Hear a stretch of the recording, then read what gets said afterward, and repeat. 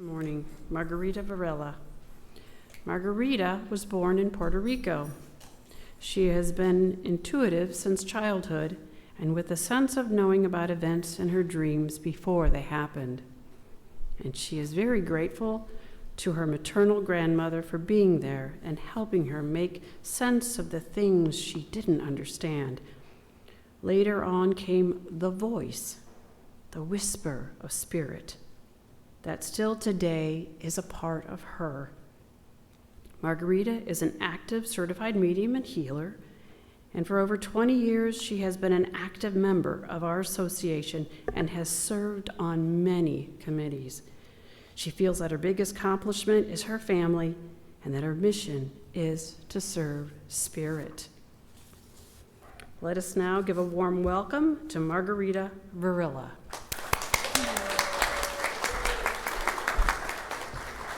Good morning. To our pastor and the board trustee, thank you for this invitation. I'm gonna need some water. And for all of you to be present, thank you. Excuse me, there is a lot of emotions in this Latin body. With that in mind, today, what I want to accomplish here is to share with you 3 of the principles that change or help me to transform my life.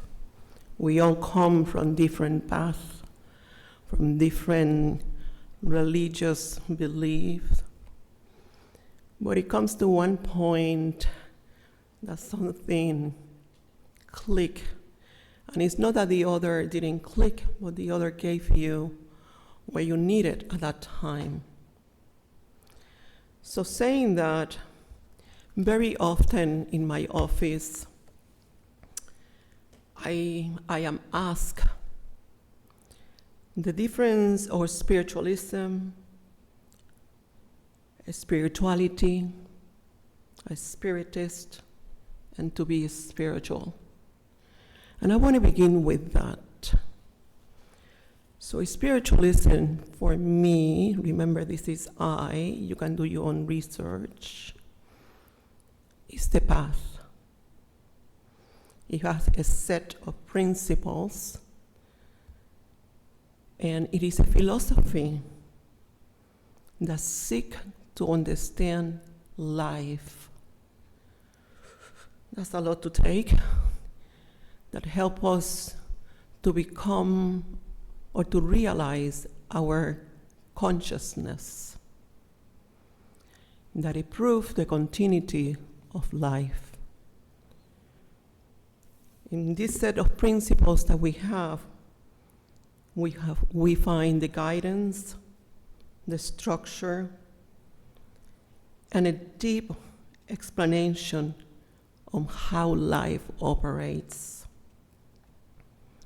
A spiritualist is what we are. We're someone that walks the path, someone that studies, that practices, that is just on belief in them is more than that we understand them. And understanding here has a bigger meaning for me, because it's not just understanding with the mind, it's understanding with your consciousness, with that aspect of you that is aware of their own thinking, is aware of their own thinking. Spirituality for me is a little bit broader, bigger, but it is the human journey of seeking meaning, connection, awareness, not only here, but something beyond us. So it is that journey. And then to be spiritual, it is a personal experience, a personal walk in our journey, because it is our personal awareness of being present and of the presence. The presence, we all feel that. We all know that. And it's also the quiet recognition that there is more to life than whatever we see. Something that we feel, something that we recognize, and something that helps you to transform your life. Our stories are very important for all of us because we are all seekers. But it's not only about our studies. It is also about what we come to feel, to realize, to live by, and our capacity or ability to transform our life. And I feel that when we have that deeper understanding is where our journey begins. So the real question for me is not what do we believe? The real question is what do you experience within yourself? At the end, it's personal. It's personal. So what do we feel through our experiences? Are we able to feel peace? Happiness? Do we feel fulfilled in our life? Do we feel connected with each other? What do we feel in our life? So, for me, I question myself many times, are you becoming more spiritual? Because humanity, we live in a world of duality. And this is not about being perfect. This is about trying again and again and again. So the question here, are we becoming or are we remembering? Two separate things. Many people will resonate with the idea that we are a spiritual being having a human experience. Others, they may feel that this is just a metaphor. I believe that. I believe that I am a spiritual being having a human experience. Why? Because we are born with the same capacity to feel, to connect, to experience. We have more in common than whatever we want to admit. So if that's what we are, why do sometimes we feel so disconnected with the world or including with ourselves? This is where humanity kicks in that blue days. What do we do with those blue days?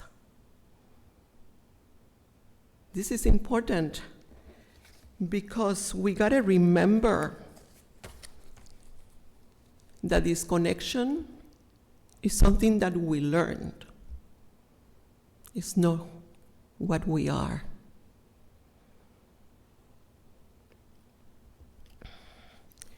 When we are able to remember that, that is when the shift in our lives happen.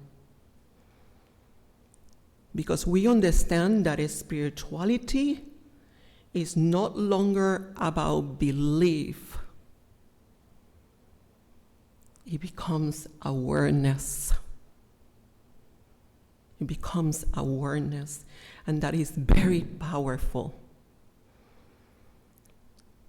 That awareness that beneath our roles, personality, identity, story,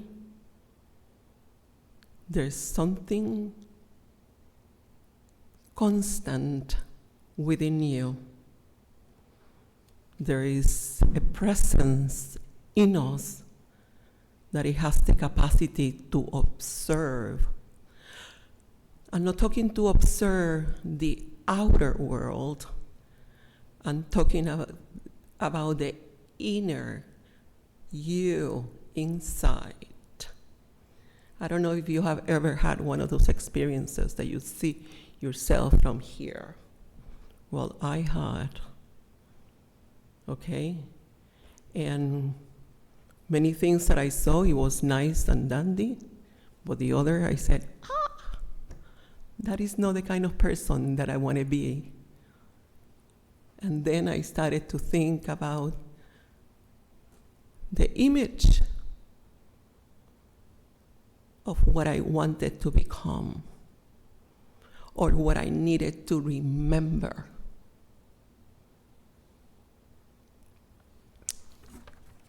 And this is where spiritualism, for me, offers something extremely powerful. Because it's telling you that it's not only about your belief,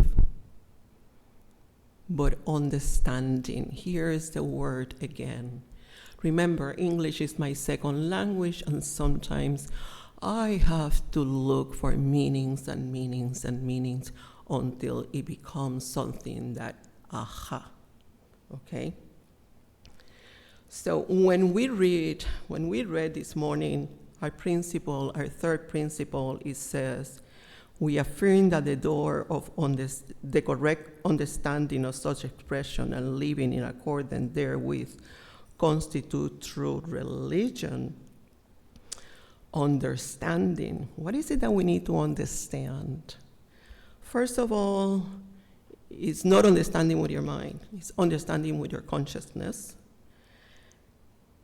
We need to understand that life is impartial, that is not perfect, that is about our participation and our choices. But then it says at the end, constitute true religion. What is true religion? I had to look into that. Have you ever think about what true religion means? True religion is nothing that we can join. It's nothing that we can believe. True religion is the way that we choose to live our life. That's a lot, because now I have a set that they are set in front of me that I don't have to be judging me, but I need to be aware of the way that I think, the way that I see things, the way that I express myself, the way that I live my own life. So in that process, we begin to live a life that it will reflect our truth. Isn't it that beautiful? And then I'm going to move on to the next principle that it was very difficult for me to understand, because it became very personal. Very personal. And principle number 7 says, we affirm the moral responsibility of the individual, that he makes his own happiness or unhappiness as he obeys or disobeys nature, physical, and spiritual laws. After a lot of thinking, this is the way that makes sense to me. It says, we are morally responsible for our life. And so many times we try to tell others how to live their own life. It's about me. That we create our own happiness or unhappiness as we aligned ourselves or misaligned ourselves with nature, physical, and spiritual laws. When I was able to place to the side the words obey or disobey, it was an aha moment to me. Because we want to be in that energy, and all of you are going to agree with me. When things are very happy in your life and things are going, guess what? You align with that energy.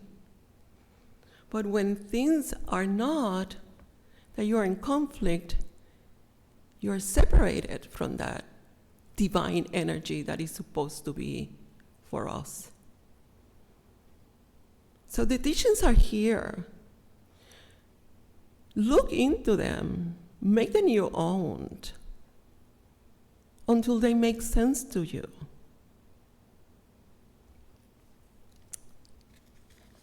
One of the things that principle number 7 is telling me is that my inner world, what I am experiencing, what I am feeling, matters. Matters. That my choices matters. Therefore, I need to be aligned with what I want to live and manifest in this lifetime. But once I moved from that understanding, I came across with the most compassionate principle that we can have. And this is where spiritualism for me is my path. Because number 8 says, we affirm that the door to reformation is never closed against any human soul here or hereafter. How compassionate is that? How inviting. Yes, we have to take responsibility. But in my little mind, or big, or whatever, in my mind, what I hear, the door for growth, for healing, for change, for transformation is never closed. How compassionate is this? It doesn't matter where we are in our lives. What have we done or doing? It doesn't matter. What matters is that you understand that within 1 second, and that second is through your breath, that you are able to stop the mind, that you're able to find new opportunities,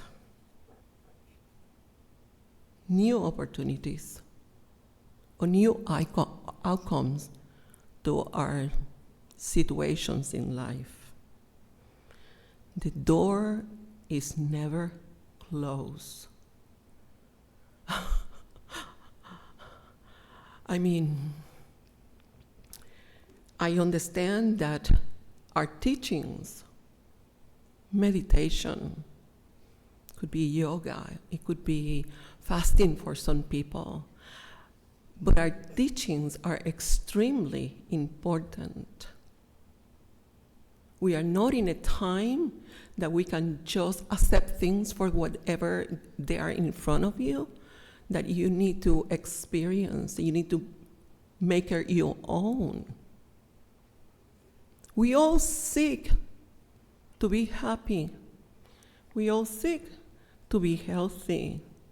We all seek to vibrate a loving, kind energy.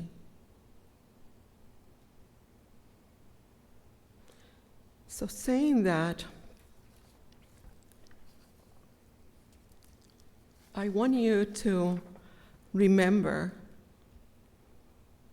that the teachings are here. Seek on them. Make them personal. Free yourself from the image that in one moment it was what it represents you. And embrace, become what you really are. That beautiful, loving kind that through each of us, the infinite intelligence, the Creator, God, has the opportunity to express itself. And that is powerful. So if the door is never closed, the invitation is now, and the choice is yours. I hope that in one way I had been able to plant a seed within your heart. Thank you for having me.